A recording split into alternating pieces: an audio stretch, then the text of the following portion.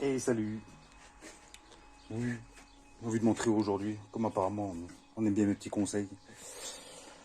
Alors voilà, j'ai 3 charnières à mettre. Bon, déjà, première chose, hein, ça, t'en achètes pas qu'un. Non, non, il en faut 2. Parce que ça fait... Tu te dis, oui, l'épaisseur là, j'arriverai à la mettre, c'est 2 mm et demi.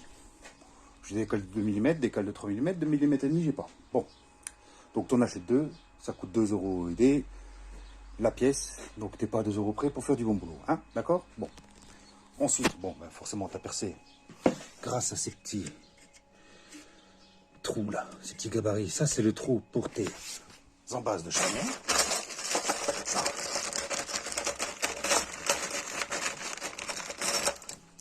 Ça va venir là. Tu peux pas te tromper, hein. Tu mets la cote que tu veux de là à là. En général, il faut pas dépasser les 50-60 mm. En haut surtout, parce que tu as tout le poids de la porte. Tu fais tes petits trous. Attends, hop, tu vois, tu fais tes petits trous, et les petits ergots. Tu plantes là-dedans. Là. Voilà. Tu mets le deuxième là-bas. Aussi. Tu règles ta porte. Tu vois, moi j'aimerais bien qu'elle soit à feu. Tu as un peu de débattement sur les charnières. Là, tu as du réglage. Tu as 2-3 mm en haut et vers le bas. Tu n'as pas 1 cm, tu fais pas le con. Hein. Donc, tu pointes bien contre. Tu prends ton joli crayon. Ah, joli crayon. Et tu te mets à 37. Tac. Et là, elle n'y est pas. Attends, bouge pas. Ici, il y est. Tac. 37. Pourquoi je mets du scotch? Parce que j'ai pas envie de dessiner sur le machin là, sur le stratifié, et puis en plus avec le scotch ça se verra tout de suite. Pourquoi je le fais après? Et parce que je vais percer mes trous. Attends, je vais te retourner. Je vais percer mes trous d'en base avec une grosse mèche. Elle est où ma grosse mèche? Putain, tu prépares pas tes vidéos, hein, t'es con quoi. Ah, voilà. Avec ce gros bazar là. Faut y aller mollos, hein.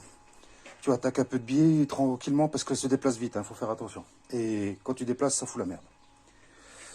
Donc voilà, tu fais les 2 trous et quand tu as fini, eh ben, je vais faire l'opération et puis je te reprends après, d'accord?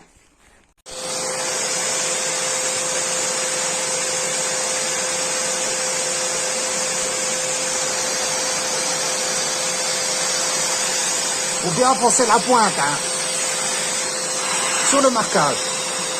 Là, t'appuies.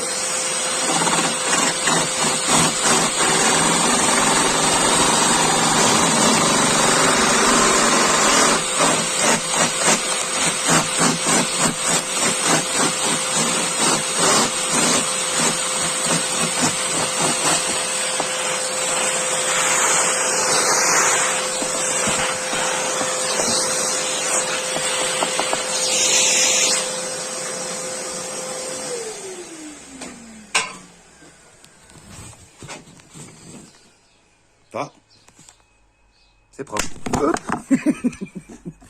C'est propre. Je vais mettre ça en place et je t'explique la suite. Non, non, avec le charnière. Pardon. Pardon. Donc là, on installe les charnières sur la popote. Alors, c'est toujours un peu chiant parce qu'il faut que ça soit bien parallèle. Alors, ou tu as une règle de 2,50 m que je n'ai pas. Ou tu prends une règle de 3 mètres. Hein. Attends, je te mets droit. Là. Ou alors tu prends une chute de mélaminée. Tu vois, sur le champ. Le champ, il est toujours bien droit. Si tu as fait une coupe dégueulasse, ça ne marchera pas. Et bien, si tu crois que tu as fait une coupe droite, tu prends le champ. Là, tu es sûr que c'est bien droit. Tu plaques les 2 charnières. Et attends que je t'installe. Voilà. Et ensuite, tu prends ta petite visseuse. Là. Alors, surtout, tu vises le centre du trou. Au mieux. On n'est jamais à l'abri de partir un peu de travers ou de ne pas être bien au centre. Tu insères les deux vis. Tu maintiens le tout. Et ça a bougé. Donc, ça plaque, ça plaque.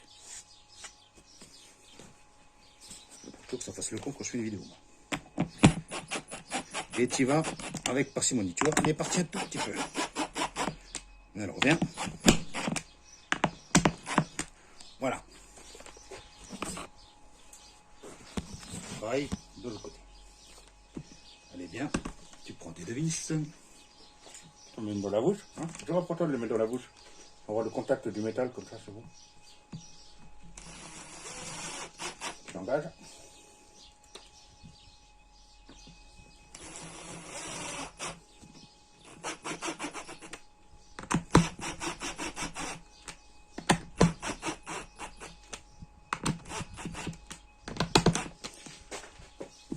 Je te conseille de prendre une visseuse, perceuse visseuse, pas une visseuse à choc. Moi, c'est une visseuse à choc. Allez au minimum. Hein. Parce que si tu vas à fond, je peux te garantir que ta planche, tu la fous à la benne et tu es reparti pour en faire une autre. Et quand tu as collé tous les champs, bah, tu n'as pas envie de faire ça. Alors, tu vas apprendre le mot parcimonie. Slowly, vraiment slowly, parce que sinon, tu déglingues tout.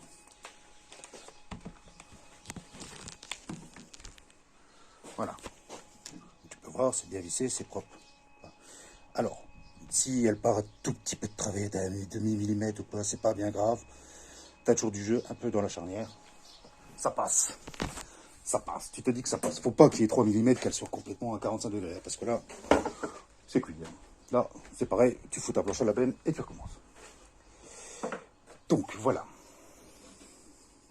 Je pose ça là. Et donc maintenant, on a mis les deux charnières. Je vais les installer. Je les installe et je te reprends. Voilà. Monter, monter. Et là, tu mets ton gabarit pour la troisième charnière. Voilà. Alors, moi, quand j'ai mis la porte en place, ici, je pouvais pas mettre le gabarit parce que le joint était trop serré. Alors, sur les charnières que moi j'ai achetées, ici, tu as un réglage qui permet que la charnière se déplace perpendiculairement. Pareil, tu as un jeu de 3-4 mm de chaque côté, quoi. C'est pas... Mais, tu vois, je pouvais pas le mettre parce que le joint était trop serré. Du coup, j'ai pu écarter les deux côtés. Et après, je l'ai mis. Voilà, petite astuce. Donc après... J'espère que tu vas pas vomir parce qu'à mon avis, ça bouge beaucoup, là. Donc voilà, tu fais ton petit point, toujours pareil, à 37. Tu redémontes les deux charnières. Tu fais ton trou. Tu installes l'équipement. Et puis, voilà, normalement, ça devrait être bon. Hein. Bon, quoi? Tu veux voir quand même? Bon. Alors, je vais faire le trou en off. Hein, et puis, je te montre à la fin. D'accord? Allez. Bon, voilà. Le trou est fait. Alors, c'est parti un peu en cacahuète. Forcément, quand je fais une vidéo, donc c'est un peu décalé, tu vois. Un tout petit peu d'arrachement, ça se cache. C'est les résultats. Hein. J'ai pas de perceuse à colonne, tu vois. On rectifie comme on peut. C'est derrière, personne n'ira voir. Donc, en plus, comme ça c'est décalé, comme tu peux voir, là, je suis pas en face. Les autres sont bonnes. Et là, je suis pas. Donc, justement, tu vois, c'est un cas pour t'aider. Je te dis ça pour t'aider. Tu vois, tu dévisses un tout petit peu ces vis-là. Et quand tu touches celle-là, eh ben, regarde, par magie, schlac, on est dedans. Donc là, ça passe.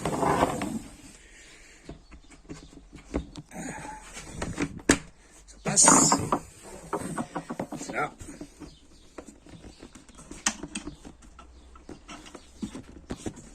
Alors, attends. Voilà, ça passe. Pourquoi t'oublies pas de resserrer celle-là, hein. Tu vois,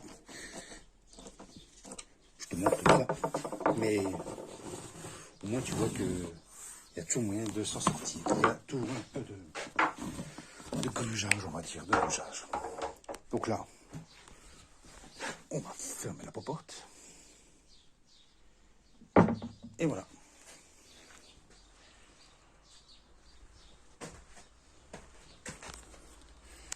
là, il y a les petits réglages. Mais ça va faire sur place, hein. Comme toujours. Tu peux essayer de régler un petit peu en avant. Moi, c'est ce que je fais.